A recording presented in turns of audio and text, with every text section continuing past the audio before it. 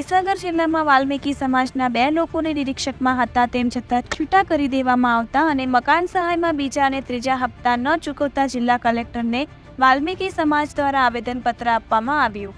મહીસાગર જિલ્લામાં વાલ્મીકી સમાજના 2 ભાઈઓને નિરીક્ષકમાંથી છૂટા કરવા તેમજ વાલ્મીકી સમાજના લોકોના મકાનના બીજા અને ત્રીજા હપ્તા જિલ્લા સમાજ કલ્યાણ અધિકારી કીવી ખાંડ દ્વારા ન ચૂકવાતા અને વાલ્મીકી સમાજના 2 ભાઈઓને નિરીક્ષકમાંથી છૂટા કરી પોતાના સગા સંબંધીને નિરીક્ષકમાં લેતા વાલ્મીકી સમાજ દ્વારા આજરોજ જિલ્લા કલેક્ટરને આવેદનપત્ર આપવામાં આવ્યું તેમજ સૂત્રોચ્ચાર કરવામાં આવ્યો હતો। આજે આવેદનપત્ર આપવામાં આવ્યું છે વાલ્મીકી સમાજ દ્વારા, શું છે? આજે મહીસાગર જિલ્લામાં કલેક્ટર સાહેબશ્રીને અમે આવેદનપત્ર આપ્યું છે। મુદ્દા છે કે જે સમાજ કલ્યાણ અધિકારી કેવી ખોટ દ્વારા 2 વાલ્મીકી સમાજના નિરીક્ષકોને છૂટા કરી દેવામાં આવે છે અને એમના જે સંબંધી છે તેમને લઈ લેવામાં આવ્યા છે।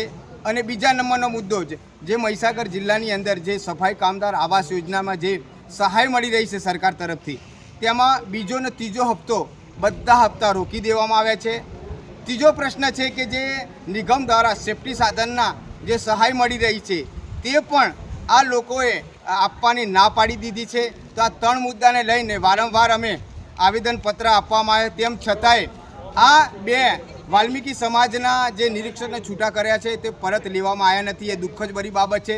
કેવી ખોટ ખરેખર આ જાતિવાદ રાખવામાં આવે છે તેમાં મને લાગી રહ્યું છે કે જે સુપ્રીમ કોર્ટે જે જજમેન્ટ આપ્યો છે અતિ પછાત વાલ્મીકી સમાજને આરક્ષણ અલગથી મળવું જોઈએ એનું અમે સમર્થન કરીએ છીએ કે અમારા સમાજ સાથે જે અનુસૂચિત જાતિના આવા જે અધિકારીઓ છે એવું સમજે છે કે વાલ્મીકી સમાજના લોકો ગટરની અંદર મોત થવા જોઈએ, સફાઈ કરવી જોઈએ પણ ખુરશી પર બેસવા ના જોઈએ તેવી માનસિકતા ધરાવી રહ્યા છે। તેના કારણે અમારા 2 વાલ્મીકી નિરીક્ષકને છૂટા કરવામાં આવ્યા છે, દુઃખદ ભરી બાબત છે।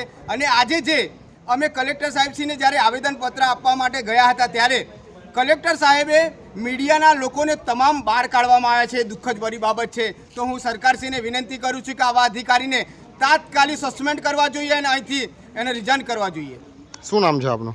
લાલજી ભગત, ગુજરાત વાલ્મીકી સંગઠન દ્વારા। અને હું 1/1/2025ના રોજ માલપુરથી હું દિલ્હી નરેન્દ્ર મોદી સાહેબશ્રીને આવેદનપત્ર આપવા માટે જઈ રહ્યો છું। વેદના દંડવત પ્રણામ કરતો વચ્ચે પણ હું માલપુરથી ગાંધીનગર દંડવત પ્રણામ કરતો ગયો હતો કે હજારો કામદારોને કાયમી કરવામાં આવતા નથી સફાઈ કામદાર, તે મુદ્દાને લઈ હું દિલ્હી પણ આવેદનપત્ર આપવા માટે દંડવત પ્રણામ યાત્રા કરવા જઈ રહ્યો છું।